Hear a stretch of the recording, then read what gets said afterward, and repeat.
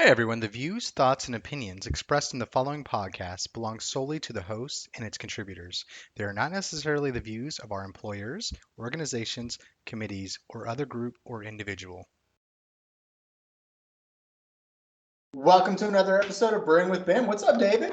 Long time no Hey, see, not man. much, Joe. Yeah, I know, dude. Long time no talk, long time no see. Yeah, man. Well, I see you got a beer in your hand, Ninkasi. It is Ninkasi Brewing Company. It's a Peach Maiden, the Shade. So it's a summer IPA limited release. How much peach is in there, man? I'm like not a big Actually, dude, it's actually pretty good. Like it's not too peachy, but it's got a well, I would say quite a bit of peach in it, but it's not too sweet, like overpowering. Yeah. Like I like there's a few imitation flavors that I just can't stand. And I don't know if it's imitation or not, but Yeah. I like Most fresh likely. peaches. Yeah, most likely it's Yeah. synthetic esters or Natural flavors. Yeah. Oh, That's right. Well, dude, that means, yeah, exactly. That's the question mark, quotation marks yeast around is a natural flavor. Come on, it. people.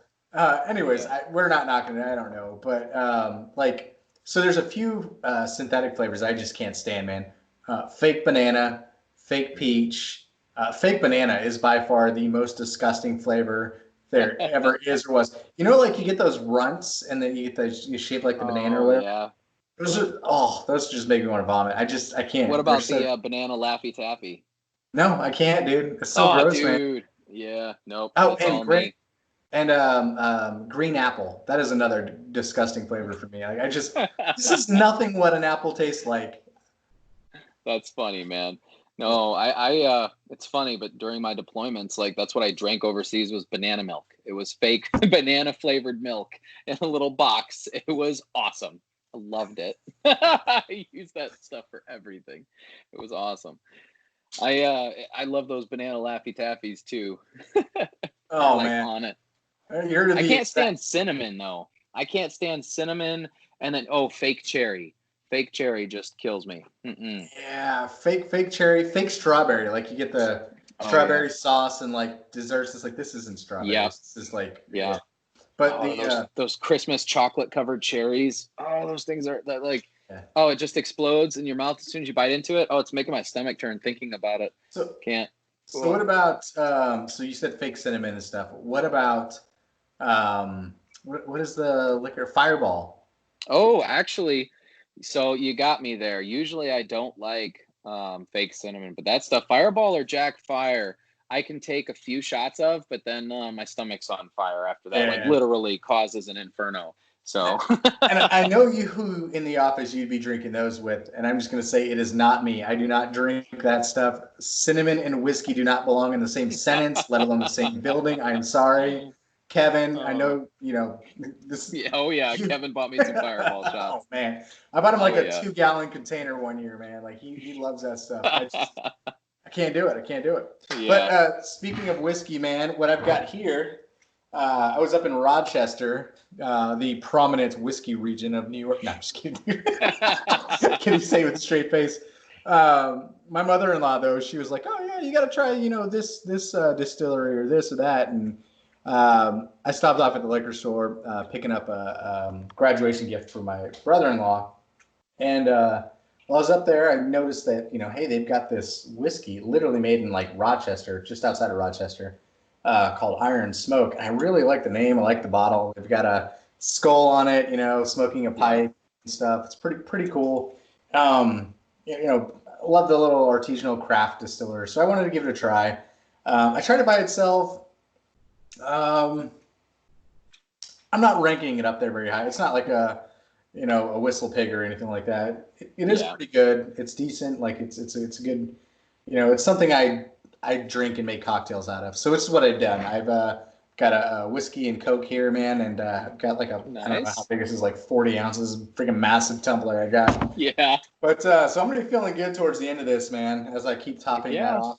But yeah, it's not bad, man. It'll It's do. funny. I keep thinking, tomorrow we're supposed to leave to Indiana, right? We're gonna drive cross country from Oregon over to Indiana to see some family, spend some time with my grandpa before he passes. Um, And I've been thinking about it like, man, what am I going to get while I'm there? I should try to get something, from Indiana or from Illinois, something kind of, some kind of whiskey, some kind of drink. And every time I start thinking about it, I'm like, I do not want corn whiskey. I do not want corn whiskey. No, not for me, man. That stuff, if it is clear. It'll make you blind by the end of the night, Oh, man. buddy. Oh, Oh, man. Woo. But if you give me some, actually, I'll tell you what, though.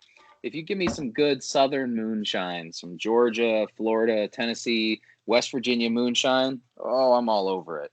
I have a weakness for that stuff. I'm like an hour from West Virginia, man. I'll hook you up. There you go. Yes, Yeah. dude. Man, oh, they put the peaches in the bottom. Dave is gone. I'll eat the peaches too. I'll see you guys in like 2 days. Hungover as. Oh, man. Oh. God. Oh man. Well, today, man, is going to be a good episode. We were chatting about this. You've had scanner for quite some time. Man, I got a little stink bug just popped up and landed on my computer. Don't want to crush him. No, definitely not. Yeah, one second. You guys are everywhere now. Yep. My office is in the basement. All right, Mine too. Take care of this. 1 second. All right, mine too. I got a cat I keep watching over here, guys. We got a new well, she's new to us. She's about a year old. She's a Norwegian forest cat. Long-haired, beautiful. We took her from an older friend from church who she had her husband pass away, and she just couldn't take care of her anymore. So made her part of the family, and she loves it down here in my downstairs basement office. And I keep looking at her because she keeps she's kind of wanting to jump up on my desk. I have to try and keep her off of my desk, because if not, just gets up here and rolls all over everything. I love the cat. She's one of those big, like, she's a big cat, and she's a lover. So she just rolls all over everything. And then she's got her hair. I'm like, gosh, stay off my desk. I love you. I love you. Stop stepping on my keyboard. Don't step on my computer. And she's unplugged my headphones. I'll get up in the morning, right? And I got a meeting, and I'm getting ready for my meeting. And I'm like, hey guys, how's it going? And I'm like, what's going on? And I realized, like, my headphones are unplugged and the cord is laying somewhere over there. And I'm like, what is going on? Cat's just like batting the little wire. Yeah, around. takes it off. I'm like, man, all right. Oh, man. Then she'll get on my lap like, okay, all right, I forgive you. You got a little podcast mascot there, man. Yeah. Most of the time I try to keep the camera off, because at some point I don't know when she's going to randomly jump up here, make an appearance. You'll end up on some like Zoom or Microsoft Teams meet, like. I'm going to be that bingo spot for somebody who's. That's it. Yeah. You're gonna be in some like montage on what not to do on a remote meeting, on YouTube. Yeah. Don't let your pets in the same room. Yes. Meanwhile, don't keep your breakables on the second shelf with cats.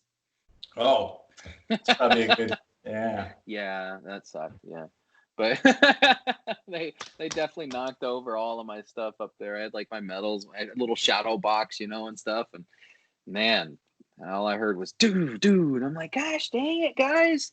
I had 2 cats, and they just like to sleep on my shelves. And there's a whole other room. I even got a couch in here. Take the couch. Yeah. Yep. But they're cats. They're there to mess stuff up. Well, yeah, I always think of Cartman. Like, I do have wow. I do have wow. Respect my authority. Yeah. Oh, man. I joined 5 gangs and I commit hate crimes. I do what I want. I was like, oh my God, dude. Beefcake. Yeah, Beefcake. Right. That's such a great show. I don't even know if it's still on, man. I'm sure it is. It's probably running like 40 seasons strong, 50 seasons strong. Yeah, right. Oh, man. Well, hey, man, so you had the scanner. I think now's probably a good time to talk about layout, scanning. This will be a good episode. Yeah. We'll see how the evening progresses the more we drink, man. Yeah, see where the tangents take us, right? So, yeah, dude. Actually, this week it was pretty awesome. I've been working with the GLS 2000. I got to Well, learn some errors in thinking, right? And the ways that I was thinking from a total station. A scanner is not a total station. I mean, in some ways, you know, you have to calibrate it to where you are, things like that. But just the different things that you need to think of as you're going through scanning, you know, creating your new stations, making sure you're not stacking on top of something, recognizing targets, setting up your targets, you know, and just different things like that when you're going through and scanning, just to kind of make sure your scan aligns properly. It comes in when you go to process it. But this past week, I was fortunate enough to be a part of a project where I was sent an already processed scan, which was cool. That's good for me, right? Less work I got to do. But I actually had the pleasure of taking that scan into Edgewise, running it through, and then taking that into Revit for layout, right? And of course, we want to kind of document all of our as-built existing conditions. And really, it was like a tenant was coming into a warehouse. They're building a new area for the tenant. And then we thought, okay, you know, it would actually be great as a receiving window and, you know, break room kind of thing. And when they go to do this layout, it would be nice if they knew kind of where everything was. So we used point layout and sent it up to BIM 360 to use BIM 360 layout. And it was a lot of fun, actually. Kind of, I mean, it had its moments, right? You always got your learning curves. And I'm thinking with Edgewise, I get everything. I got to clean things up. As you know, point clouds can be noisy. And take a drink of water, because you gotta hydrate while you dehydrate. That's the key, man. I broke my water bottle recently. My son likes to chew on the rubber spouts. Yeah. And so I got this one from work from an event. So it's got our brand on it on one side. But Yep. So now I'm just like, man, try breaking this one, you little bastard, man. solid steel one, man. Yep. It's actually aluminum. I don't know why I said I got a cup. I got this. It's upstairs now because trust me, I cannot hold on to it for some reason. I mean, it's my own fault. I will let it sit somewhere for probably longer than 5 to 10 seconds, and if I do, my kids think that my water cup is theirs. So then they take it to all different locations throughout the house, and then I feel like I'm crazy, or like, I know I set my water cup here. Where did it go? I didn't bring it out here, but you know, there it is. You'll find it 2 hours later with a peanut butter ring around it from your kid after he's eating a peanut butter sandwich. I hate that so much, yeah. Or just fingerprints, like peanut butter fingerprints all over it, and you're like, oh, I gotta go wash it. Yeah, this is gonna get washed now. Yes, oh, man. The joy of having kids. Hashtag parenthood. But but yeah, dude. I mean, it was a really good time to be able to take that through, you know. And I realized I was over modeling it at one point, you know, because I get it from Edgewise, and the beautiful thing about Edgewise, it's kind of algorithms was, if you scan the outside and the inside of the building, Edgewise will automatically detect the wall thickness for you, right? Which is cool. That's awesome. But when you take it into Revit and I'm looking at the scan, I'm like, oh, I know that's an 8-inch CMU wall and they got a 2x4 wall in front of it, you know, and then they got 5/8-inch chip. So at some point I'm like, oh, I need to go ahead and start modeling this stuff. When really it's looking at your scope, right? I had to analyze the scope and where my work was going to be. And once I realized where that work was going to be, I realized, okay, I have to just detail this portion of it, not everything else, you know, and kind of get that model like that. You want it to be accurate, right? We know this. We don't want to just quickly throw something together and put it out the door. No, but you don't, in a way, well, I was going to say it actually speeds it up quite a bit, but you're not lacking that quality, right? You still get that thickness. You still can adjust from that scan kind of how it's detailed in Revit to show the level of detail that you actually need for the job. And then you do your layout, you push it up to BIM 360 layout.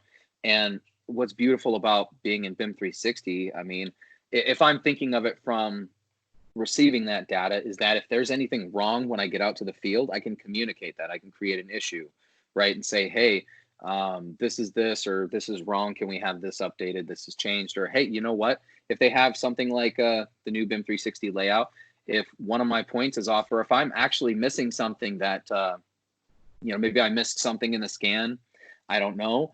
But if I miss something somewhere, they can actually lay it out, place a point for me, right, from the field, so I can see it in the office and know in my model, hey, this is here at these measurements, or this is exact location. Yeah, Pretty yeah, sick. yeah. I'm a big fan of that workflow. Obviously, you know my history with Yeah. layout there, but Yeah. there was one thing I wanted to get back to while you were talking about bringing stuff in from Edgewise. I know you learned a pretty funny lesson this week while working with Edgewise and I not for did. resale license. Oh, yes, that was fun.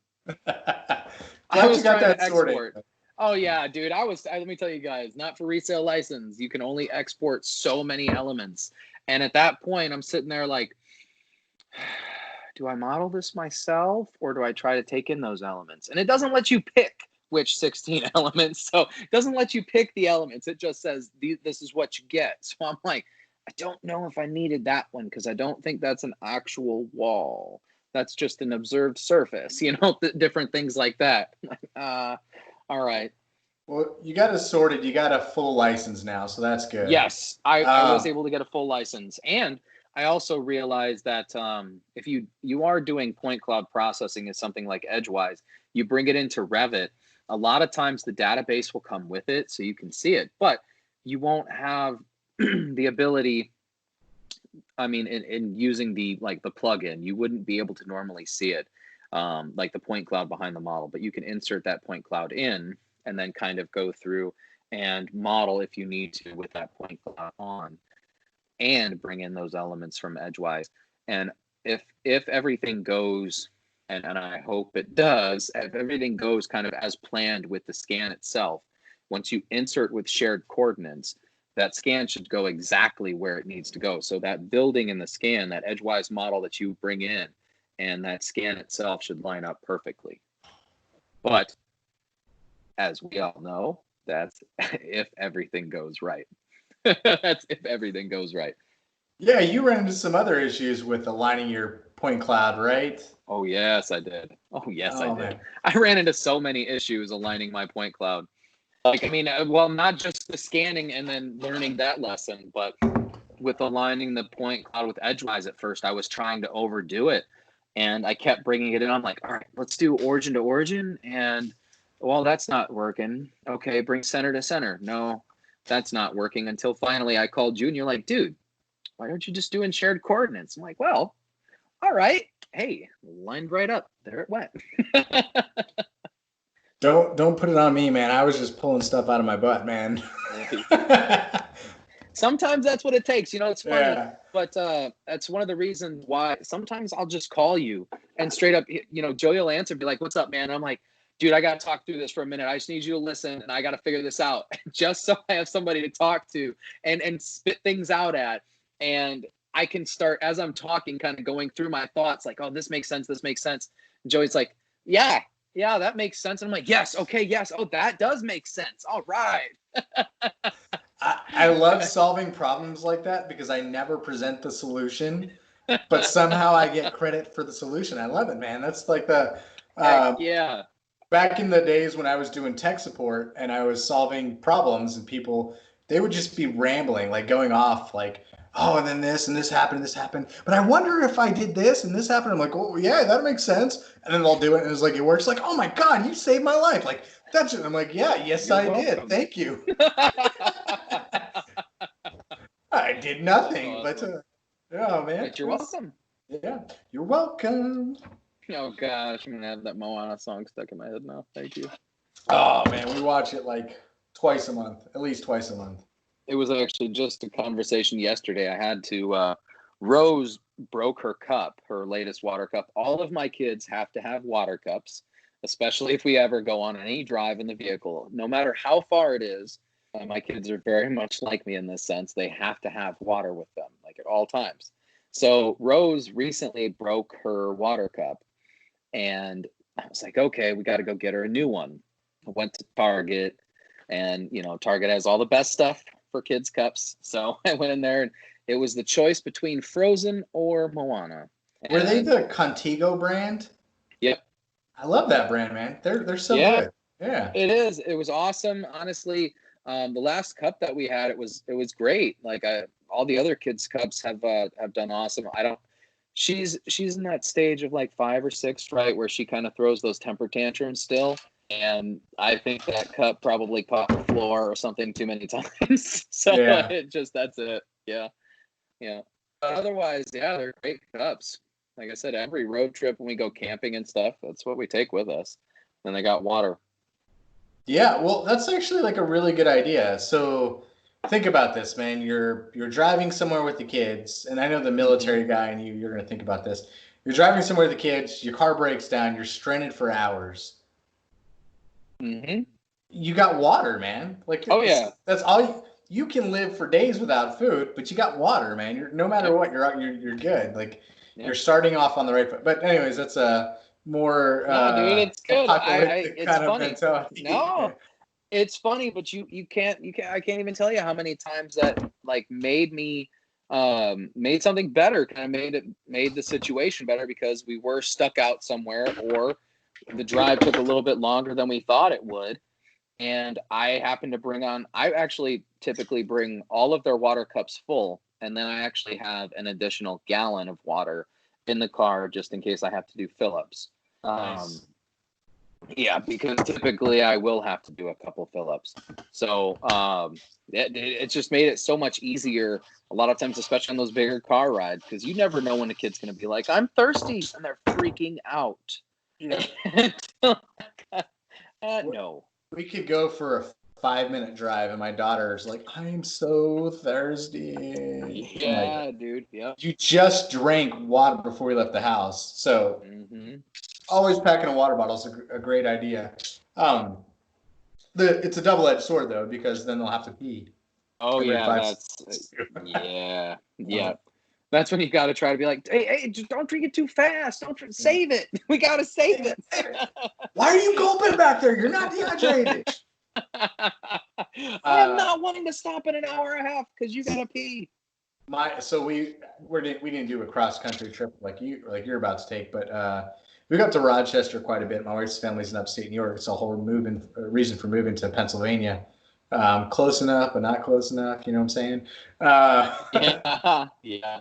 But it's like a 4.5-hour trek. And my wife is pregnant, as you know. And so even with COVID going on, we're still stopping every hour on the hour, man. Like, you haven't drank water in 2 hours. How are you still peeing? She's like, I don't know. I just got it.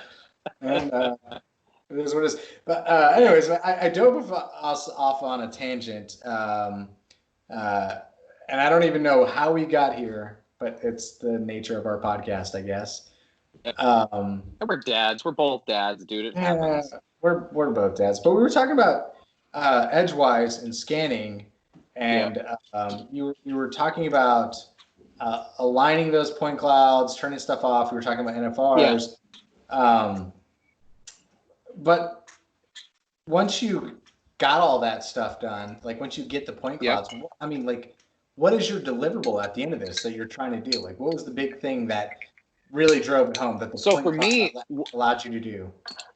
Well, I mean, for me, it was honestly, I actually went back and forth with myself there for a little bit. Would it be more, I don't want to say cost efficient, but time efficient to model this from the scan, which the scan that I got had all the distances, had all the measurements in it. It was in recap. I could go through, click on all the little bubbles to go through the pictures, right? Nice scan.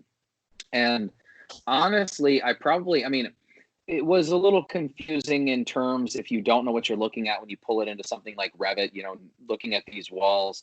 And when you're looking at it, oh, that looks like drywall, but this is a 12-inch wall. Why is this a 12-inch wall? No, it's not 12-inch, CMU that they put some furring strips on. No, this is 8-inch CMU that they actually just put a 2x4 wall and, drywall on the face of it, being able to kind of determine some of those factors from that scan. But I'd say, I was weighing, is it worth it to scan it not really scan it, but in terms of model it from the scan or put it through Edgewise. And what I realized is there was not a lot of cleanup to get the walls out, right? To get the walls, things like that. But with observed surfaces, things like that, making sure there's not a lot of noise inside of your point cloud, and adjusting your tolerances to find items that you really want to. If you're trying to find some pipes, you need to adjust the amount, like the number of points that you want to find or want to use to create an object, right? Different things like that. The pipes module is actually very interesting because you can actually have it find pipes for you, but you can set the level of tolerance, if you will. So like if you're very loosey-goosey, you just wanted to go ahead and model some stuff and you'll fix it later, just slap that baby on over and let it just idea. Bad juju. I get it. Bad juju, yeah. But at the end of the day, you're just gonna get a bunch of you're gonna get a bunch of pipes though that you can manipulate once you get them into Revit. It'll be it's easier in my mind to clean up stuff once you're in Revit. Yeah. Well, dude, I mean, honestly, at that point though, what I learned is you're going back and forth from Revit to the scan, right? And like for me, there was a warehouse and they had an active mechanic shop in there, and they had some forklifts. So I learned the hard way that you need to adjust your, and you got to play with the tolerances and kind of adjusting it here and there, because all of my forklifts, all of the forklifts turn into pipes. All of the fire extinguishers turn into pipes. All of the cans of like lubricant, WD-40, all the oil, all that stuff on their shelves turn into pipes. Anything cylindrical turned into a pipe. I love it. Everything cylindrical turned into a pipe. And I'm like, this is way too much. Which of one of these are actually pipes though? Oh man. Yeah, okay, I get that. Let's take out everything except for the sprinkler system at this point. So what about so you talked about the point cloud and the actual Revit families, but what about a mesh? I mean, that's somewhere in between. It's usable. Have you done anything with meshes inside of Revit on this project? I haven't done too much with layout with meshes. Now that's an interesting actually aspect I was thinking about for this project. There's nothing to lay out from a scan in my mind. I think of a scan as built existing conditions. Yeah, it's existing. And you could model off of that and use the Revit, the new families for layout. Yeah. The only thing I see really there is when you start getting elements that interact with like if you're not just designing part, like let's say a new portion, but you're actually going into the existing structure to place new doors or windows or pass throughs, what have you, and you got to put new supports in, things like that, where you want to lay out for those. So it does get a little weird in those processes, because you can't really section out a point cloud in terms of new construction and existing, right? I can't just clip away points of that point cloud essentially to adjust it to show, hey, I'm doing this or taking this out, but all of the rest of this is existing. So meshes are nice kind of in that aspect too, but also for everyone kind of curious, BIM 360 will not accept scans right now. I tried and I pushed all of the database information with it and I could not get it, but learned that if you're trying to associate a scan in BIM 360, it will accept a mesh. So I can place a mesh point cloud into BIM 360 from Recap.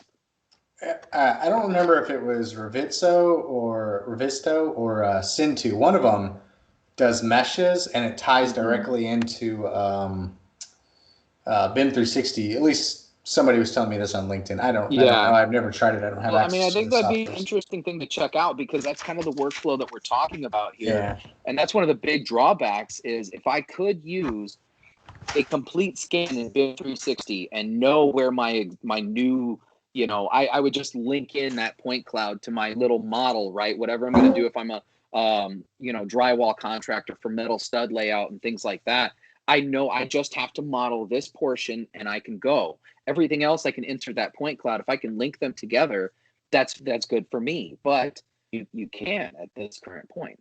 I've without using a mesh. Yeah, I've pitched it to development teams. We'll see what happens. As far as the BIM 360 layout portion, though, you were mentioning that you got it from your scan, you created your model in Edgewise, you did some further development on the model, and then you pushed it up to BIM 360 layout. Yep. Were you using next gen, or I say next gen, current version? Yeah, okay. coordination. Yeah, I loaded it up into BIM 360 docs. And okay. For those of you who don't know, and it is very exciting news, model coordination, which used to be Glue, right? It's BIM 360 Glue. It's now BIM 360 model coordination-ish. I mean, it's clash detection, all that kind of stuff. But the big note about that for anyone who's been following is that BIM 360 Coordinate, model coordination, actually now works off of the project files, not just your plan files inside of BIM 360. That is huge, right? Yeah. So as these central models, as these models kind of update, as these links update, man, we are able to automatically clash them as they're going through and we're working on them instead of disconnecting it and sending it up into those plan files. And that's also huge for layout, right? Because now we can start to use, which I know you don't want to use a in progress model for layout, because at that point you could be laying out these points, and if they change, bad juju. Well, the biggest benefit to me has nothing to do with the design aspect, as we're talking for layout. It's the ability to save to BIM 360 docs using the desktop connector from inside of Revit without having design, but being able to push directly from there to the project files, rather than having to upload to the web version to get to the plan section, because if you don't have design, it's the best definitely true. Desktop connector. Yeah. So, I mean, that's probably the best in my mind. That's what I'm thinking. And this is kind of twofold. The reason why this happened, one, Autodesk is building out desktop connector to build it to be its own product. It's got its own development teams now. It's going to be this really, it's going to be this really fully baked tool eventually. It was already great. It was kind of like an afterthought, like a means to end. Like, we need this map drive so that we can connect to this in a certain way. Well, now they're like, oh my gosh, we can actually put all these functionalities in there. But after working with, some awesome guys over at Autodesk, shout out to Zach Ramal, all that sort of stuff. He let me know that, so Autodesk kind of did a reshifting and the coordination team that Zach was on. So Zach was on layout and coordination. They're all actually now all part of the same team as design. They're all on the same team. So it made sense for them to tear down that wall and move coordination into project files as well. As they're part of the same team, it just kind of clicked, worked good. But it's one of the things I love about BIM 360 too, dude. I mean, and love it or hate it, but you got to think it's constantly evolving. It's constantly growing, and Autodesk is continuously listening to feedback and kind of adjusting that platform to make it what we need, right? Yeah, I've always heard like some people will say, oh, well, it's not a fully baked product then if they're always developing it. I'm like, no. It is a fully baked product. It is an amazing product and it works so well. But Autodesk is continually looking for ways to advance it and make it better. And this is amazing. We get updates every 2 weeks. This is like literally where all the development is happening at Autodesk. Essentially, all products are going to tie into this. We got Navisworks issues. You can open issues directly from BIM 360 into Navisworks and view those issues into your desktop application. Again, that's going to come to other applications as well. Like, they're continually baking out these features. They're just making it more intuitive, more easy to use, and better.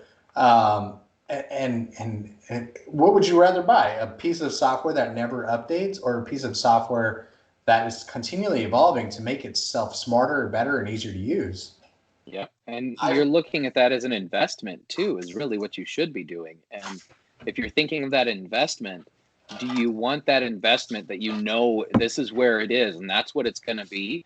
Or do you want to invest in this is where it is and this is where we're going to go? Like, this is where we can take it. Well, I always tell people, buy off of the today. So if you are going to buy software, buy off of the capabilities it has today. Yep. So no matter what, always make sure it fits your needs. It's a good company fit, and that makes sense. But at the same time, always look to the future. Like, this is just your second thought. Like, okay, if it can fulfill all these needs for me today, tomorrow, what is it going to do for me? Is it going to push me further, or is it going to be the same product that I bought today without any updates? Yeah. Well, Any you got to significant think, what is it changes? like the 2, 5, and 10, 2 years, 5 years, 10 years? What are your goals in those increments? How do you want to grow? Where, do you want to grow? And if you can look at something like that and think, okay, this is where I am now. This is what I need. But in this many years, this time frame, I want to be here. This is my path. If you can help document, like, I don't want to say document that, but if you can think about what that is, and then kind of make that path to those goals. I mean, and if you can grow with something, I think that's beneficial as well. If you know that something is going to evolve with you, or maybe before you're ready, before you're even ready to get there, but it has those capabilities. Yeah, I understand. Like, I mean, I'm not saying if this is all that you do, but if you're trying to get better in any way, like, let's say, you're a GC and you're looking to get into design build, you want to become that design build kind of, you want to have everything in house. Like, okay, cool. That's something that, we could do 5, 10 years from now. Maybe right now we're just subbing and doing things and we're growing and learning, right? But we know that with something like, let's say, BIM 360 and, Revit and AutoCAD and everything, you can grow with those different platforms to kind of offer whatever it is you want. Yeah, and that's a beautiful thing. So I chat with a lot of firms about adopting BIM, not only adopting BIM, but just living in 2D. That's fine, but adopting new processes of digitizing your workflows. And as we cross those conversations, they're like, "Well, this is too much. Like, I don't need all this. This is more than I could ever hope to achieve." And I'm like, "Well, that's great. It's more than you can ever hope to achieve, but does it fulfill all the needs that you need today? And then does it give you a 5-year, a 7-year, a 12-year plan?" Oh my gosh, yeah, it does. So it kind of gets me back to, I used to ride motorcycles. One day the wife will let me buy another one. I just keep maintaining my motorcycle license every state I move to. I just keep renewing it. Yeah, well, when you move to Oregon, they actually make you retest everything. Yeah, so this like, is where I think this is where I would buy a motorcycle more than when I lived in Indiana, because you can ride almost year round here. In Indiana, you got like 3, maybe 4 months where you can ride. It rains too much, man. Honestly, dude, like, it's not hard rain, but it does rain more than. I see people out like dedicated. I'm not that dedicated. I will tell you this: if it is raining, I am not on that bike. I am not that dedicated. But I see people out here doing it, and I'm like, okay, cool. Well, they have no other choice. They have to ride. Yeah. Oh yeah, otherwise they wasted their money, man. I rode in Texas, man. It was literally 12 months out of the year I'd ride. There might be a week where it was raining nonstop where I didn't get to ride, but I got to ride every month. And it's way too hot in the summertime to be standing at a red light. I'll tell you that, on a motorcycle in Texas. But you plan, an open highway, road trip, and it's amazing. So when I moved to Oregon, though, they were like, "Oh yeah," I told them I wanted my motorcycle, I wanted my car, because I sold my motorcycle right before we left, and the plan was to buy another motorcycle. So I took my motorcycle license, and when it came to time to go buy another motorcycle, my wife was like, "What are you doing? You're not buying another motorcycle." I was like, "What are you talking about? I'm totally buying another motorcycle." It's like, "Nah, I don't think you are." It's like, that's what you thought, bro. Yeah, that's what you thought. So now we moved to Pennsylvania. Oh, geez. Wow. Pennsylvania, and they're like, "Do you want to keep your motorcycle endorsement?" And I was like, "No, but I might as well get rid of that, I guess." And they're like, "Are you sure? Because you don't have to test." And I was like, "Oh, well, if I don't have to test, go ahead and just add it on there, man. What is it, like $20? Yeah, go ahead and keep it, man. Yeah, who knows? 5 years from now, she might change her mind. I just keep renewing." Right. Oh man. Well, I'm gonna ease her into it. She wants jet skis, she wants a boat, all that stuff. And I'm like, okay, those are like motorcycles on the water. I can that out. parlay this into a motorcycle eventually. There you go. So, I don't know, man. I got another young one on the way. I really want a boat. I want a boat, and Adrian wants a camper. So I've kind of used that. We've compromised recently to buy me a truck. So we're gonna buy me a truck first. Boat camper. Yeah, and then I'm buying a camper. Yes. And she'll give me the boat or the truck first, and then we get the camper, and then I'll get the boat, I guess. Yeah, We'll that's see how nice. long that takes. I'm gonna buy a truck, but it's gonna be like an 80s or 90s beat me up truck, like something I don't care about, something that I can, because I'm doing a lot of home projects now. I Oh got this yeah. deck project. I'm about to do a new playground, and then I'm about to start remodeling the kitchen. I just need something I can throw lumber in and not worry about it scratching the interior of my wife's minivan. Yeah. Yeah. Oh, and I've Well, that's already. why trucks are beautiful, man. You rhino line that back and it doesn't matter. You I rhino line don't the care. bed, it doesn't matter. 80s or 90s truck, I don't give a damn, dude. I'm just gonna throw whatever I want in there, man. Here's your, $2,000. Yep. Let me beat the Yep. hell out of this truck as long as it runs down the street. Los is There like a you mile and go. a half from here, man. Yep. Yep, Good yeah. to go. Yep, yeah. Hey, man, some of my best time. I've had I think I've told you this. I've had over 20 vehicles in my life so far.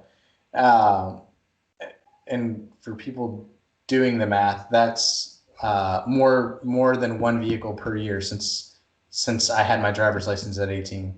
Yeah, that's pretty Yeah, awesome. yeah. So I've had a lot of vehicles, and that doesn't include the vehicles that I bought and sold as a shade tree mechanic. I do a lot of air quotes after I've drank this whiskey. I call this air quote whiskey from now on, man. Air quotes. Yeah, it's funny. I've actually had a lot of vehicles too. I love cars, and then my problem is if I can't do what I want with it, I get bored, like with that vehicle. And and if certain things start going wrong with it, and if I start looking at it, and I start thinking about that ROI. All right, And if now I why you're invest my getting a time, truck. yeah, right. Oh man, that Mini Cooper, And dude. oh, dude, That's so I've decided like I don't the mini's a pain in the butt, but it's actually cheaper to keep the car than it oh is to yeah. get rid of it. You'll lose money either way, but you'll Yeah, lose money. exactly. And I'm like, you know what? This little car, it kind of sucks. In some ways, I found like I had back surgery in 2011, and my back lately has just been kind of weird. But even on long drives in the Mini, I go to like Spokane. That's an 8-hour drive, and in that Mini, it is not a very comfortable like ride when you hit Yeah. those bumps and stuff. I mean, it's a fun car to drive. That's what I've found. It's a fun car to drive. You get like 33, 34 miles to the gallon on the highway, and if you fold down the back seats, you can fit a wheelbarrow in there. I did this yesterday, so we're good with that. I just want to But say it's no Honda Fit, man. no, My it is wife's not a old Honda Honda Fit. Fit before we got rid of it. That thing it could hold enough wood to build a shed. It was amazing. That thing was a beast. I like mine because it's turbocharged. When I hear the little blow off valve, it makes me a little excited. I'm like, okay, I haven't totally lost everything. Yeah, that's why I like my little BMW. Although it needs some repair, man. I like your car, dude. I I really like like it. your car. I like it too. It's the bi-turbo. It's not a bad model. I'm not a Yeah. fan of the 4-cylinder BMWs. It does Yeah. feel like a little underpowered at times because I like to fly, Yeah. especially if I'm Yeah. driving a 7-hour trip. But Yeah. I'll load in 8-foot lumber, man. Like I had, this is before my wife had the minivan. I would, and she'd be at work. I'd be on like a Lowe's run, and I'm like, well, how the hell am I gonna get this wood home? So I'll throw freaking wood in my car, and I scratched up the door panels. Like it's just, Oh yeah. it needs some love, man. It needs like $800 in detailing. Somebody to come through with a fine tooth comb and just fix it all up, man. Oh, dude, I made a pretty good mistake, good sized mistake the other day. So I got the GLS, and I got the prism, the pole, the tripod, and everything, and I was putting all the stuff in the Mini. And the only way to get a lot of that stuff in the Mini, if you fold down the seats and you got to put it in there sideways, right? So I'm looking in there and I'm like, all right, I'm watching one side. And I'm like, okay, cool, cool, cool. I can put it right up there, and I'm not looking at the spikes in the back. Oh, And I you was didn't trying to put get it the. around. Dude, I scratched the window, like the back passenger side window, just two little scratch from those spikes, just right. And I was like, You're gonna oh see those no. forever, man. They are And they're always gonna be in there. the back. Every time you look at your car, you're gonna see those, man. I see them every time now. And I'm like, gosh, Dave, good job. Well, Good well, job. well. This is This has been a good tangent, man. Like this gets us to the point of there's such thing as a right tool for the job. If you're hauling wood or survey equipment or something like that, maybe get a truck or a vehicle you don't really care about.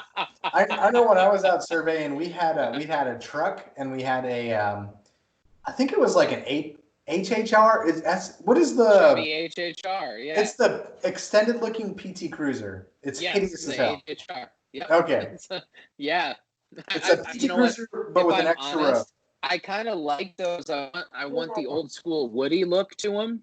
If I could, though, if you could give me like a one of like the 50s, 60s Woody kind of delivery panel trucks or panel vans. Oh, I am all about them.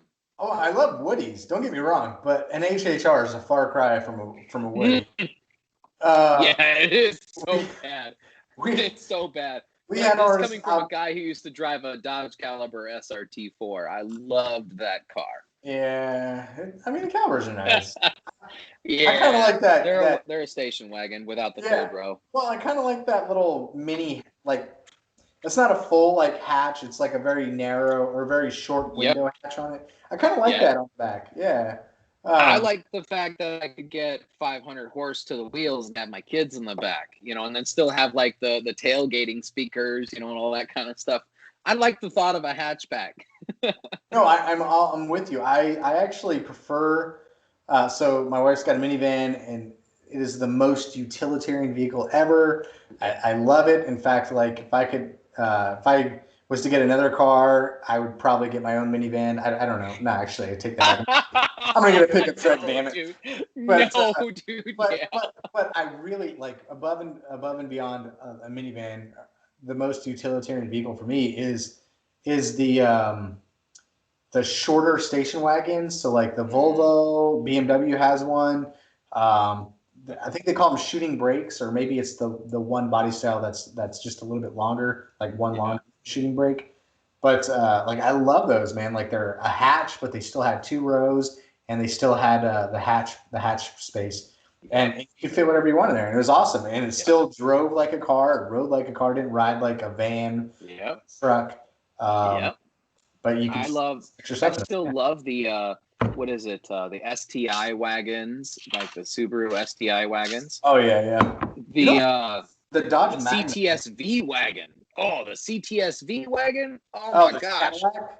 Oh yeah, dude. Yeah, nice, oh yeah, and the Dodge Magnum, RT or the SRT8. Oh yeah, I actually had a Dodge Magnum RT. Baseline, right? The RT was the baseline, right? No, it was like the RX or RRS or whatever it was. It was like the RS, the ST, and then you have the RT, which is like the 5.7 liter V8, and you have the SRT, which is the 6.1. Oh yeah, I loved that station wagon, dude. It had a 8. Of course, it had the 5.7 liter V8, but it had this what was it, like the cylinders would kind of shut off to help save gas. It would change from an 8-cylinder to a 4-cylinder, or 8 to a 6. Yeah, I had a Infiniti M45. I was too young, and I thought I made all the money in the world and could afford it. Lo and behold, all my money was going to that car. But this is like what, 2005? I bought a 2003, so it was like 2 years old. I was like 21 at the time. There's no reason why I should own a $60,000 vehicle, but it was freaking awesome while I had it, man. The thing was beauty. Like that's what I said about that F-150 that I had. That EcoBoost. Oh, $822 a month. That hurt. That was a house payment. Dude, I mean, not out here in the Pacific Northwest, but in the Midwest, that's a house payment. Yeah. Yeah. In Texas, I had a 3,400 square foot house, and my mortgage was $900 a month, man.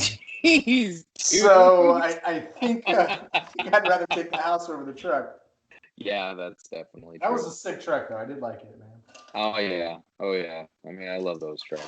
Speaking of, again, with the right tool for the right job. That's why I'm hopefully getting this truck, and I should be able to get out to a few more sites that I can't with my Mini.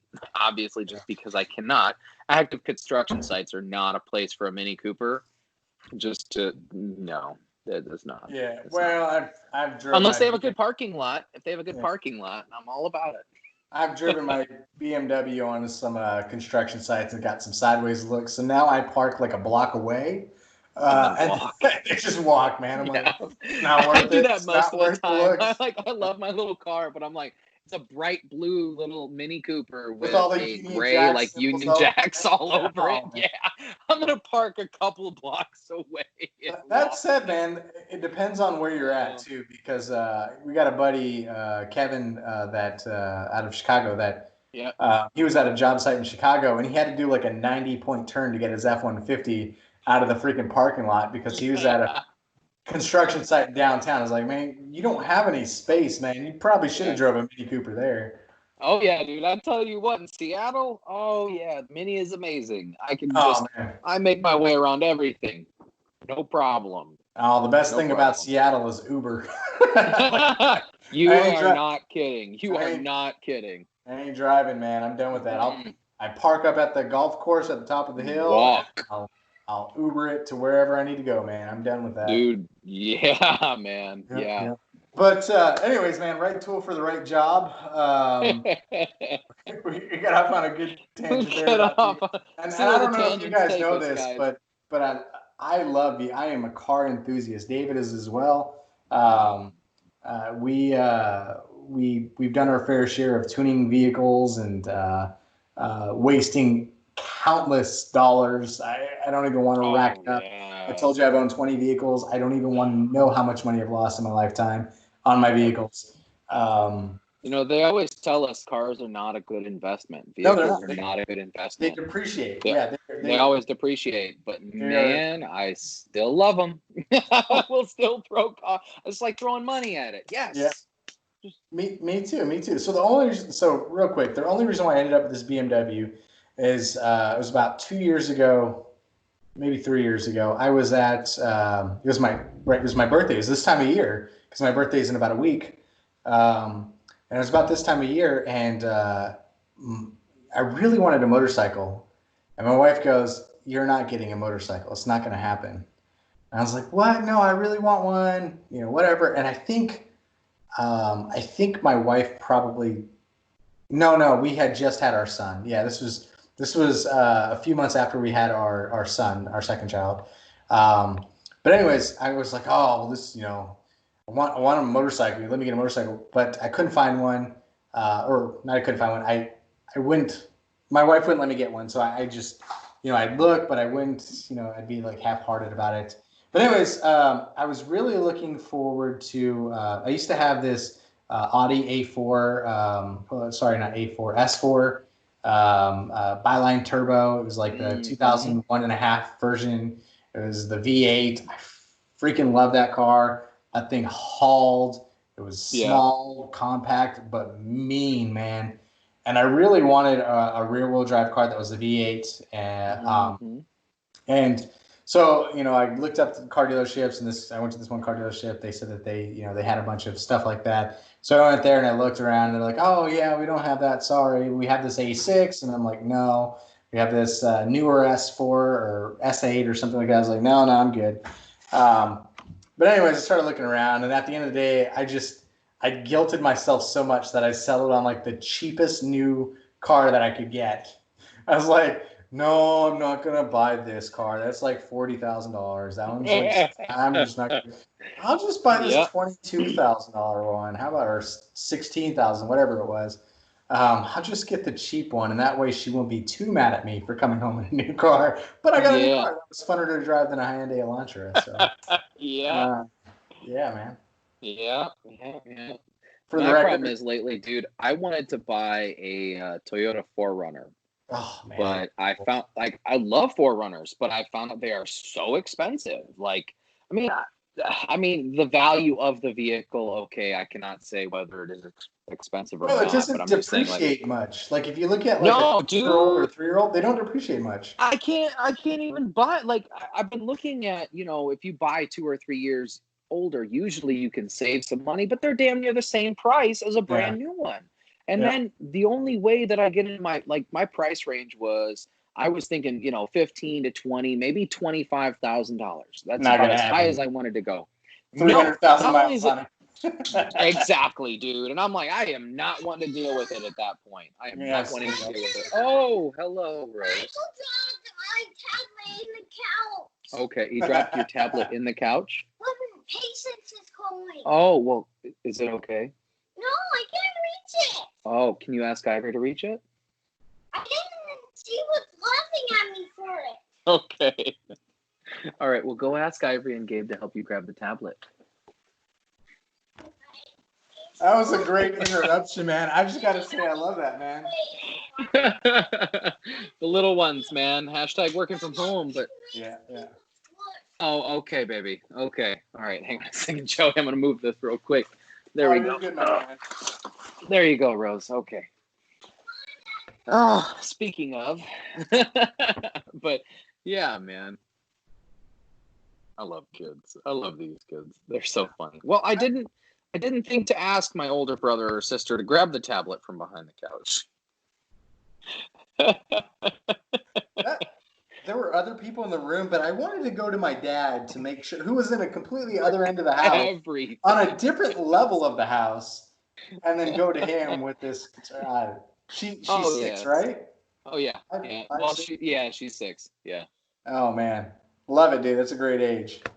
Yeah, dude. It's amazing. She's it's kind of interesting to see how she's growing and kind of the girl woman she's becoming. Of course, you know, Ivory is a whole different personality. So it's kind of it's funny getting to know my kids, because 4 of them, but all 4 of them have different personalities, each one of them, and you gotta kind of learn to watch them and then see how they grow. And Rose is just, you know, lately she's been like just stubborn. She's all full of like fire and brimstone. This kid just wants what she wants. She wants it now, but she wants her daddy to get it, or, you know, she wants her daddy to sing her to bed, which I'm all about it. I'm like, yes, I will sing to you. Let's go.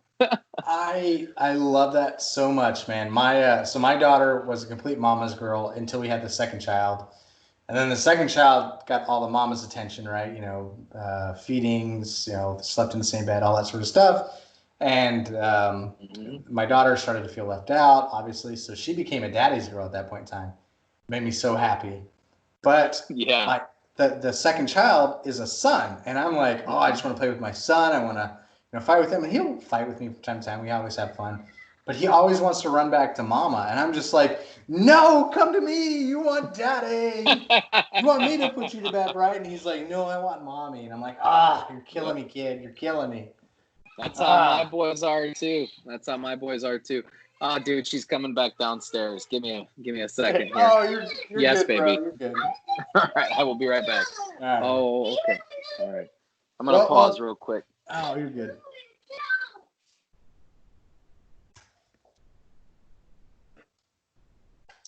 Well, while David's gone, it's probably a good time to wrap this back into what we were talking about. We kind of jumped off on a pretty big tangent there and started having like a real conversation.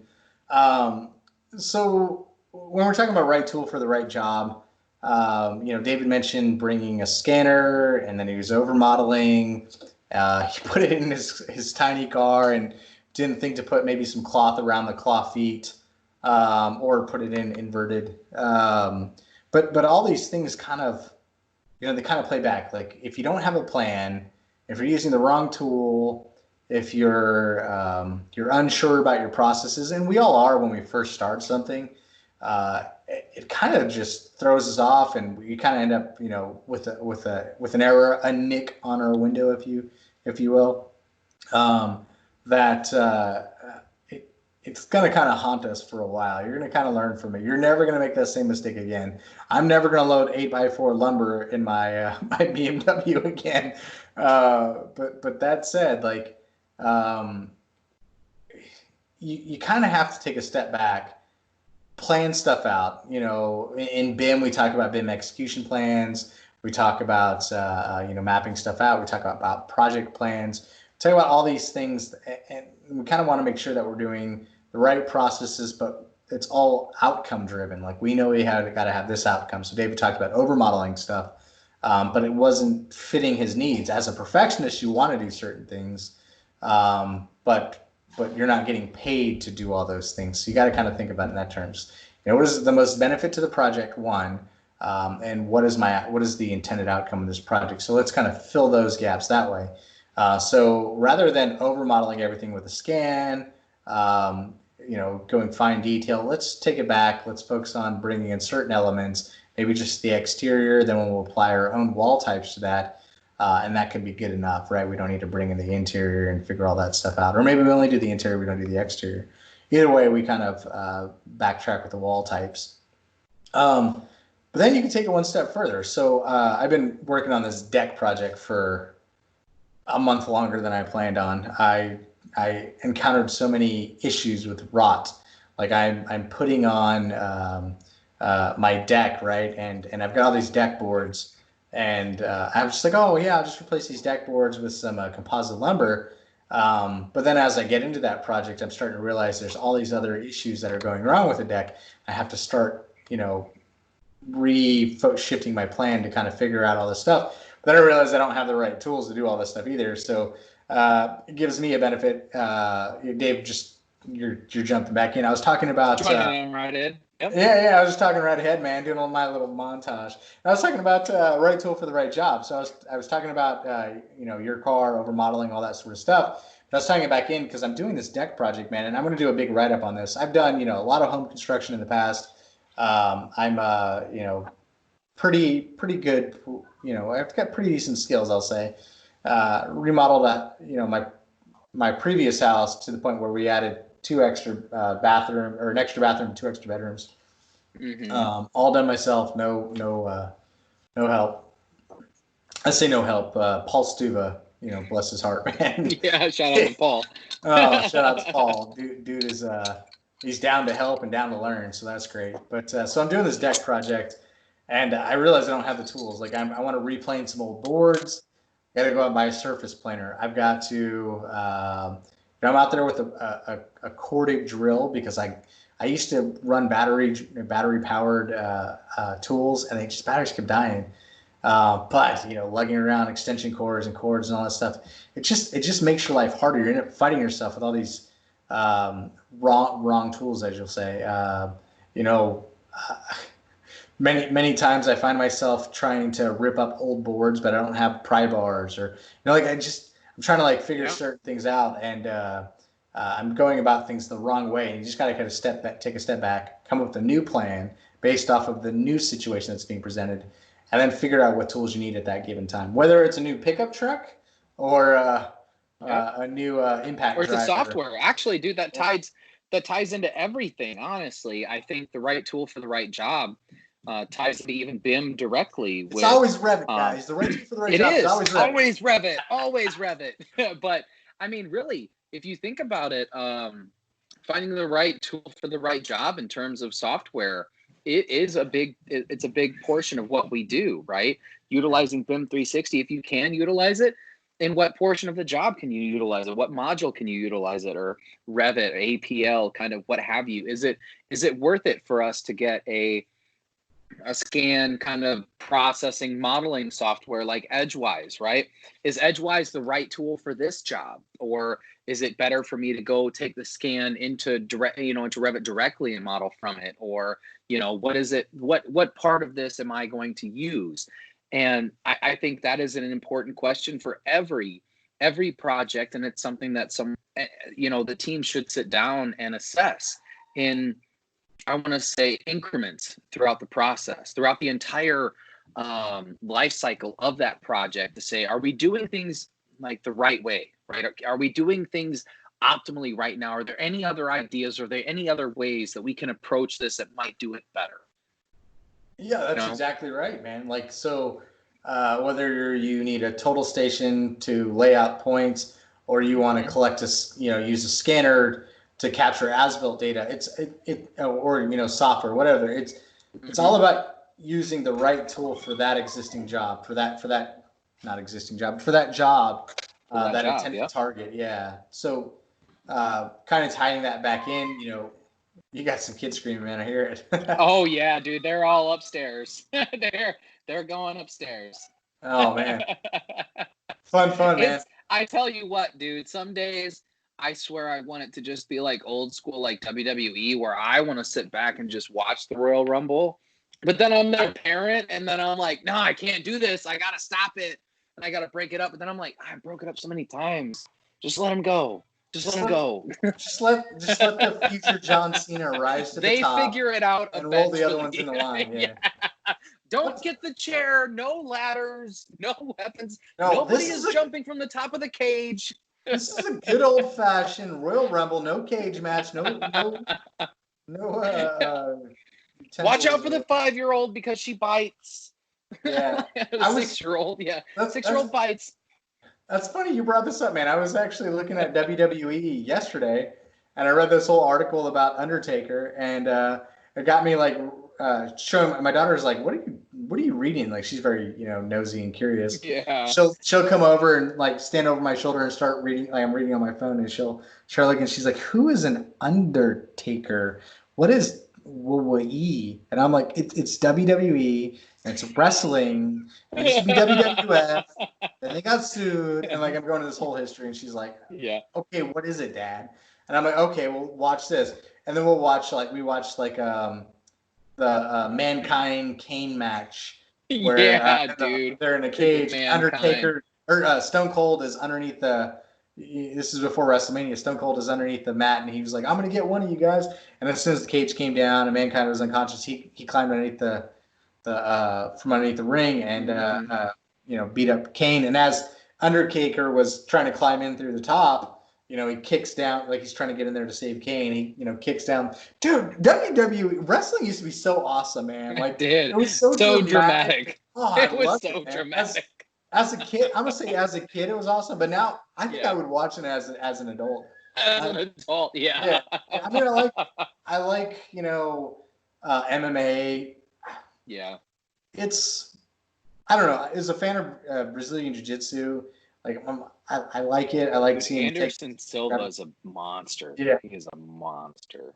I like seeing this stuff, but at the same time, I'm like, man, like I kind of like the fact, like everybody back in the day was like, oh, it's fake, right? Wrestling, it's fake, it's pretend, and I'm like, yeah, I get that, but so is everything else we're watching. So is the cartoons you're watching. So is the reality TV show you think is real. So is the politicians you're watching. What it doesn't matter. Whatever you're watching, it's all fake. It doesn't matter. It's just like let me have my little slice of wrestling. The best thing now, looking back now after watching MMA, and you see somebody get like just melee, and you're like, oh my gosh, I hope he's all right. I hope he can recover from that. Now the best thing about wrestling is like I know 2 nights from now they're going to be fine. Like they're going to come back. That's true. Attack somewhere, and I kind of that's definitely true.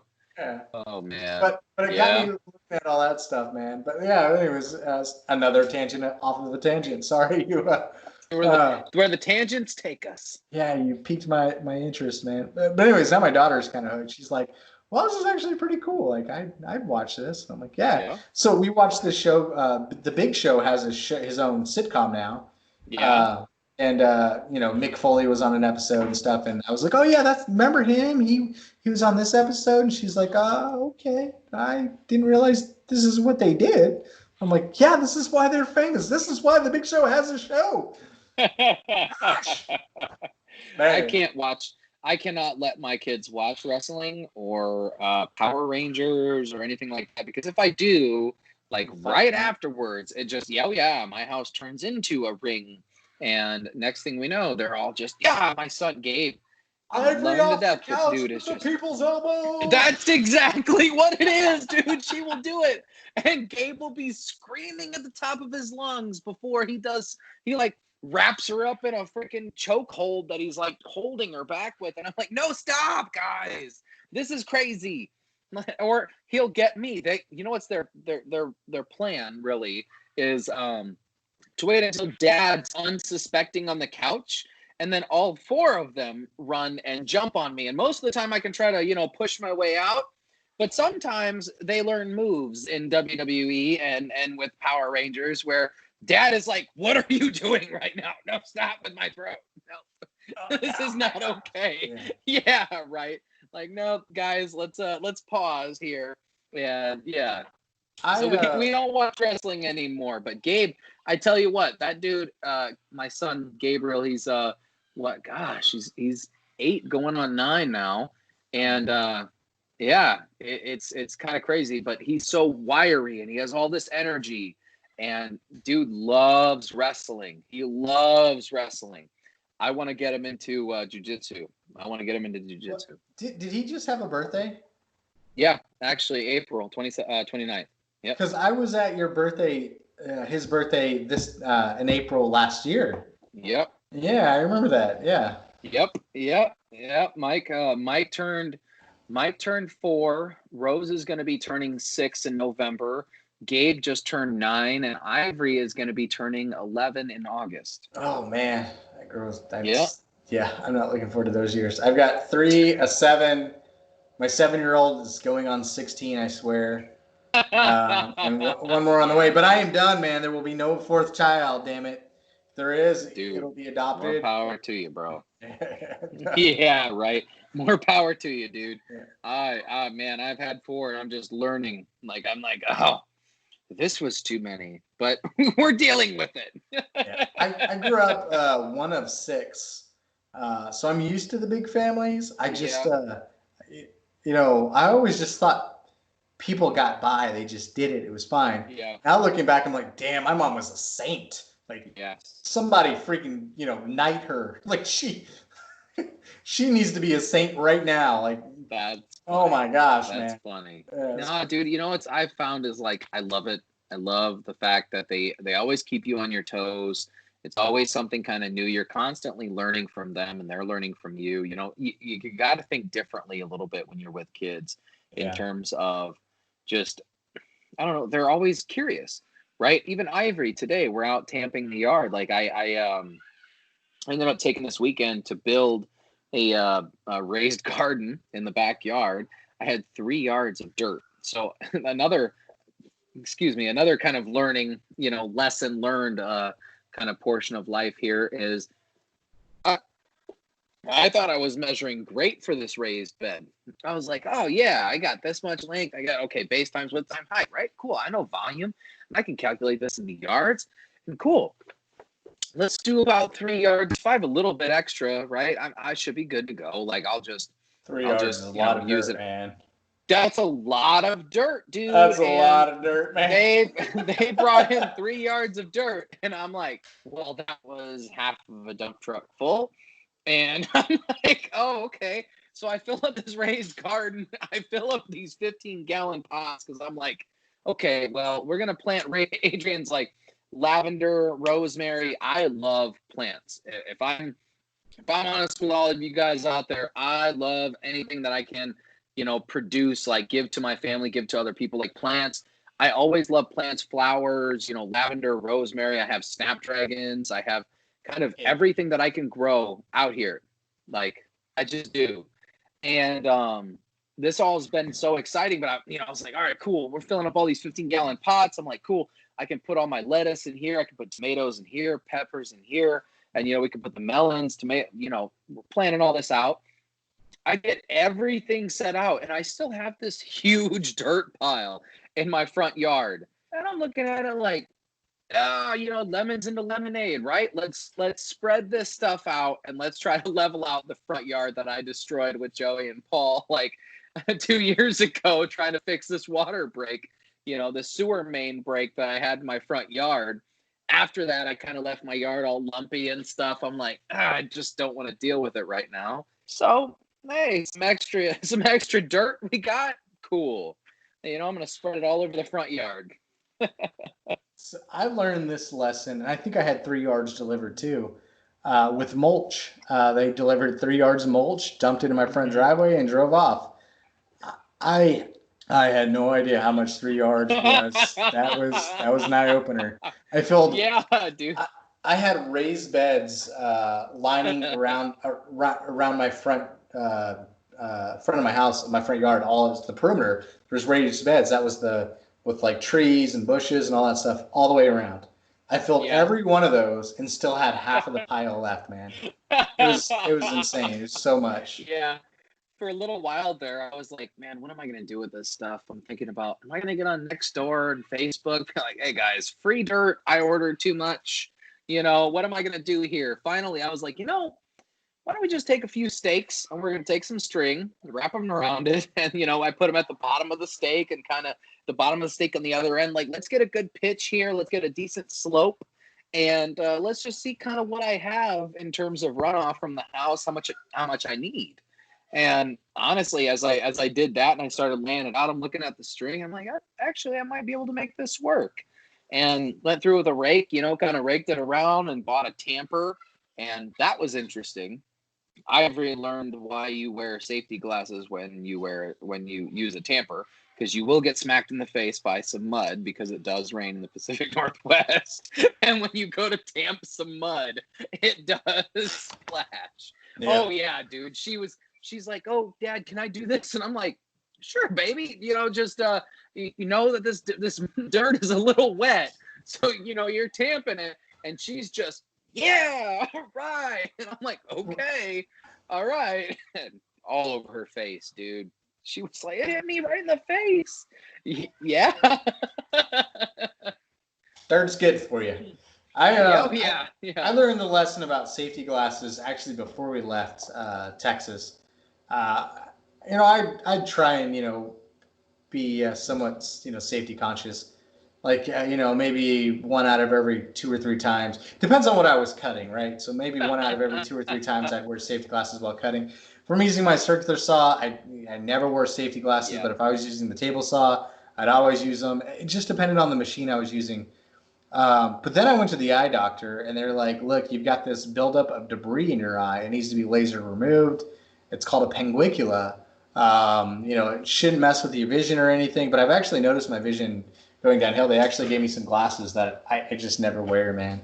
I can't get used to the glasses on my face. I just can't do it. It's hard. Yeah. It is hard. Like, even when I use my circular saw, I don't use glasses a lot of times unless I use unless I'm cutting like plywood or something like MDF or anything like that. It's going to something that splinters. Yeah. Yeah, dude. I've had too many times when I've actually caught something in my eye, and it sucks. Yeah.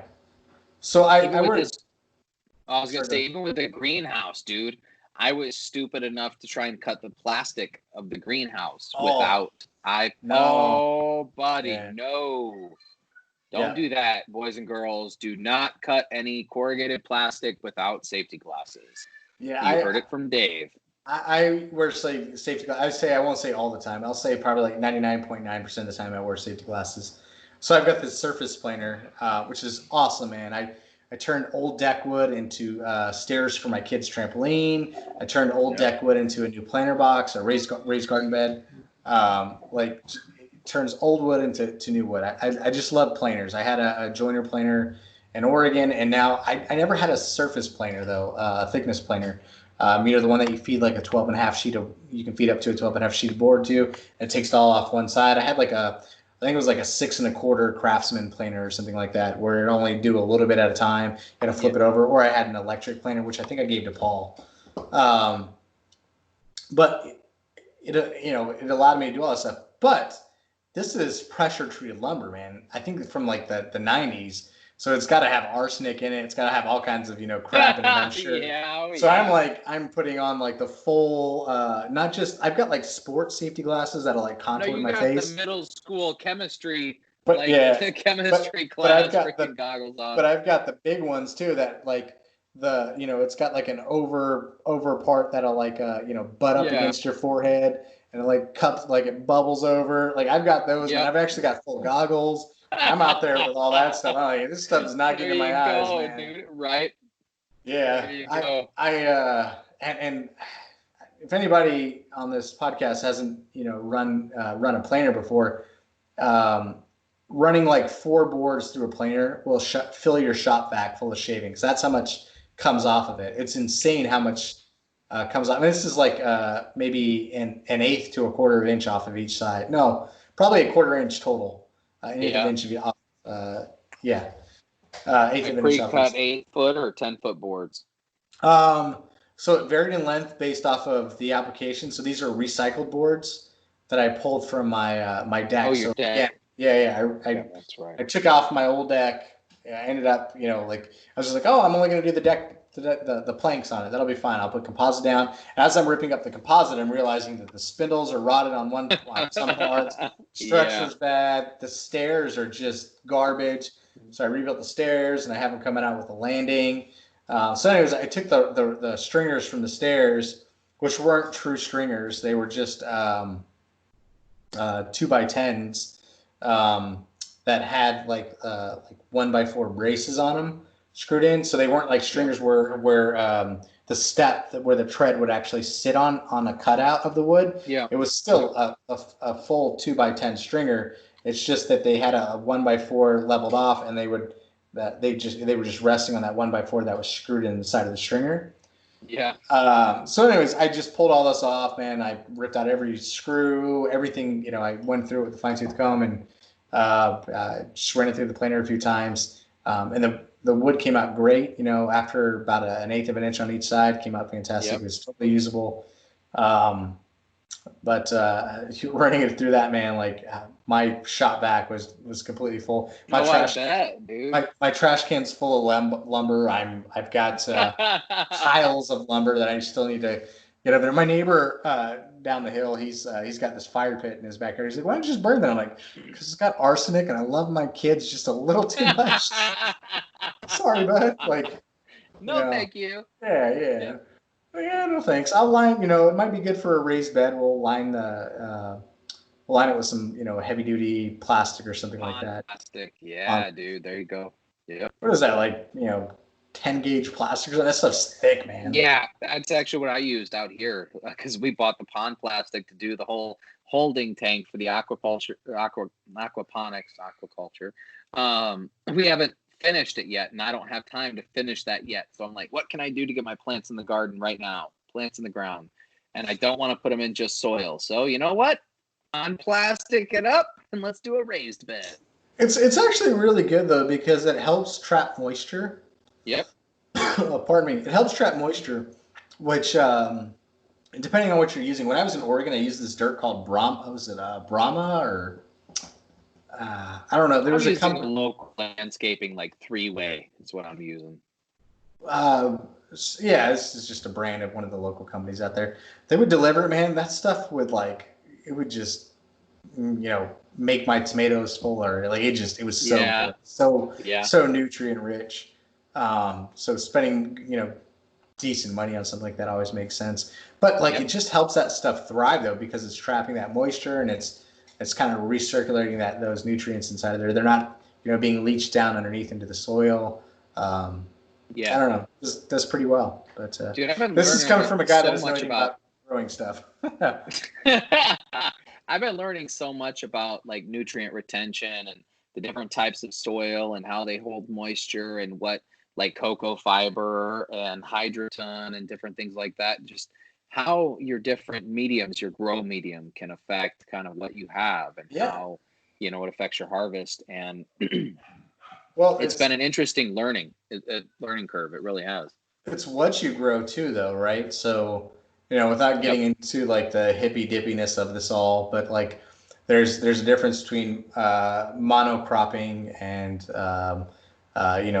growing things to help your soil, and rotating your crops. Oh yeah. Even in Indiana, that soy or that corn is actually gonna what is it gonna leave, or is it gonna take once you grow corn, you got to grow peanuts or something in it. You got to grow soy. Actually, that's why they grow soy in Indiana too. They'll rotate crops, because when the soy dies and they harvest it and everything like that, it leaves the soil nutrient rich for the corn the next year. They can't do the same because it'll rob those nutrients. Yeah, dude, it's an awesome science that really I think needs to be explored more. But you know what I mean? Well, that's how colleges in the South and everything were actually started. They were all about plant husbandry and stuff, and trying to grow better plant. Texas A&M, all these schools were actually set up as farming schools. They were to teach people about farming. So, I think we got a pretty good handle on that sort of stuff. It's getting that information down to the people like you and me, because I went to school. For geography, we studied, soils. We studied all that stuff. I can't tell you shit about the metasoil. I don't know crap, Yeah. man. Like I don't remember any of that Yep. stuff. Man. But somebody screamed bloody murder, bud. Oh, dude, that's Rose, and she's yelling at somebody else. That's the tone that she likes to use in the house. We've been working in the whole like indoor and outdoor thing, and then controlling her screaming, because it's like, hey, the neighbors might think something's going on here. You need to tone this scream down a little bit when you get upset. And honestly, I know. So I've obviously I'm her dad, but I know this is not her upset scream. This is her play scream, and I'm sitting here listening to it like, yeah. All right, let's listen for key factors of the higher pitched screams. Yeah. You're listening to it because you're like, all right, is this a level where I need to go upstairs, or is this okay? No, she's cool. You need to teach her the Stunner or the Walls of Jericho. Or the No, I do triplet. not. No, I do not, because she's going to do that to Gabe or Michael, and I'm going to come in there and she's going to be like having them down, like bending them backwards, like, hey, Dad, I'm doing it. Or Adrian will go in there, and Adrian will be like, what are you doing? And Dad showed me this. Dad told me. You weren't supposed to tell her that. Come on, keep it to yourself. I've been teaching my kids just very simple jujitsu moves, right? So like, yep. I'll pretend my arm is a snake, and I'll be laying down, and my daughter will wrap her legs around my arm, pull my arm down, lift her hips up, bar. Get me in an arm bar. Like, I'll show them like basic stuff like that. I don't think they could ever be too young to like start them down that path, man. No, you're right. Actually, so with Ivory, I've worked on her like Aikido a little bit, using your opponent's momentum against you when you if somebody ever tries to grab you, and then and then wrist manipulation. So the Army taught me a lot of course, like fight kind of thoughts, I guess. You want to close the gap, you want to use your opponent's momentum. And, you want wrist manipulation, the pain or pressure points that you can utilize, arm bars, leg bars, ankle bars, chokes, like the different types of chokes, you name it. And I've kind of been going over some of this stuff with Ivory, my oldest, just because I want her to know, like, if anybody grabs you, you are not powerless. If somebody puts their hand on you, they grab you on your shoulder, what have you.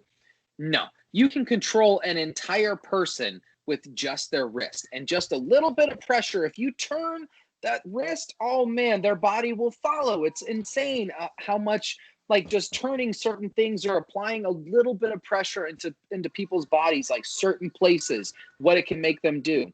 And especially with girls, like my girls, oh yeah, dude, no.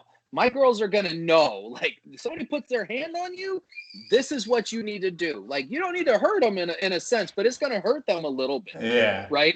you need to let them know that this is not okay. Yeah. Yes. Yeah. And I'm trying to kind of figure out that point of where it's, they're of that age maturity level where they can know something like this, because if they're not mature enough, it could get them in trouble. You know what I mean? I'm not showing Gabe choke holds, like the butterfly choke, the rear naked choke, all that stuff. Because if I do, dude's going to be doing it to his brother. He's going to be doing it to everybody. He gets like, in school. Yeah. Oh, my dad showed me this. And, you're going to be that parent. You just push their head forward when you do this, or pull it back so you can get here. Oh, this is a blood choke and this is an air choke. No.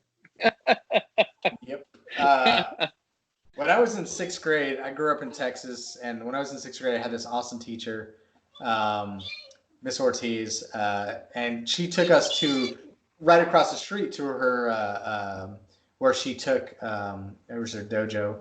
Is where she took Taekwondo. Yep. It's Taekwondo. Yeah, Taekwondo. And she was like a 3rd-degree black belt Taekwondo. This like 40, 50-year-old lady. And it was awesome, like seeing this. But anyways, like the one move that I remember that they taught everybody is if somebody grabs your wrist, you can control their whole body once they grab their wrist by locking up their wrist, and you can force them to their knees. Like it was such a cool move, and it's like kind of stuck with me.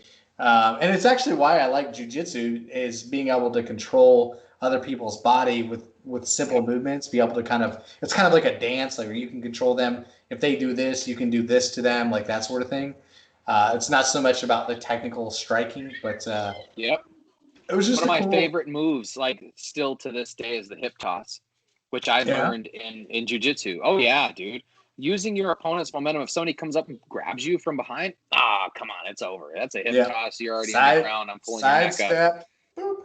Yeah. It's already flipping you over, and we're going to town. Let's go. Yeah. But dude, I love jiu-jitsu, and I think that I don't know, dude. I think that a lot of that teaches you discipline. It teaches you different ways to kind of understand what you're doing, right?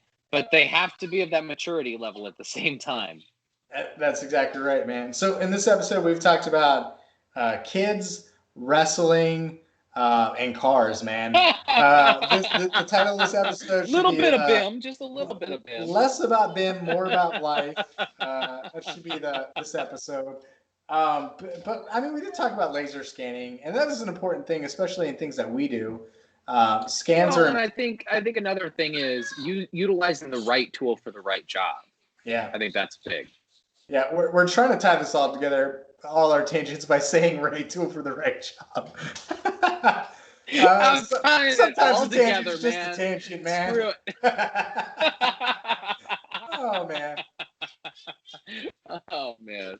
Sometimes a tangent is just a tangent. But it is. Like, I think when I think about all of this stuff, when I think about life, when I think about working on cars, when I think about, raising my kids, when I think about, BIM and construction, it doesn't matter what.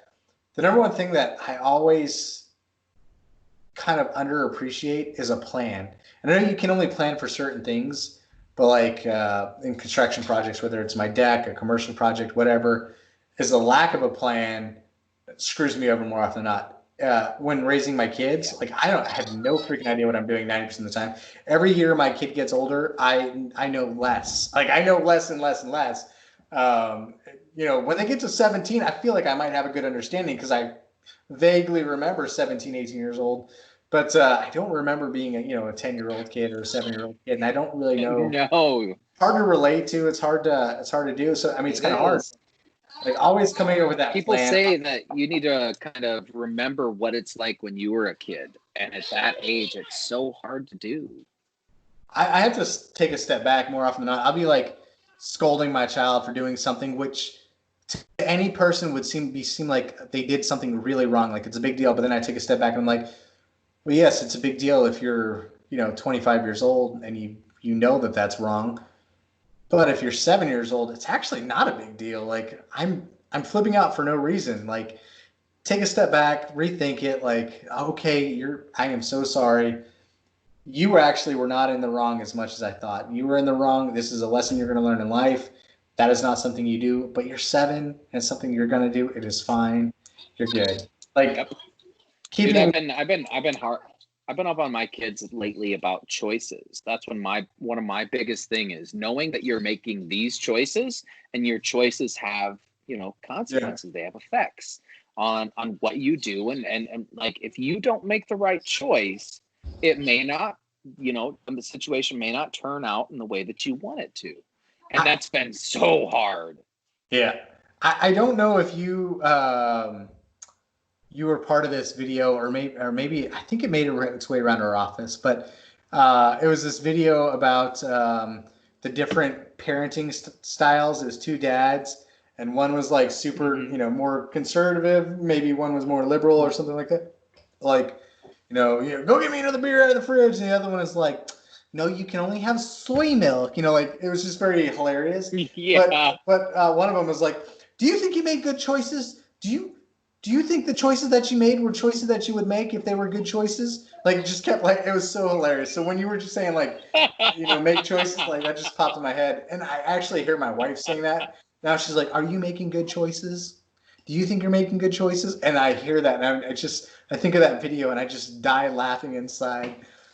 Oh man. Yeah. But I can do that. Let her be the bad guy for a few minutes. Yeah, I mean, honestly, we can kind of let them be the bad guy every once in a while. I'm the bad guy too often, so I say let her have it.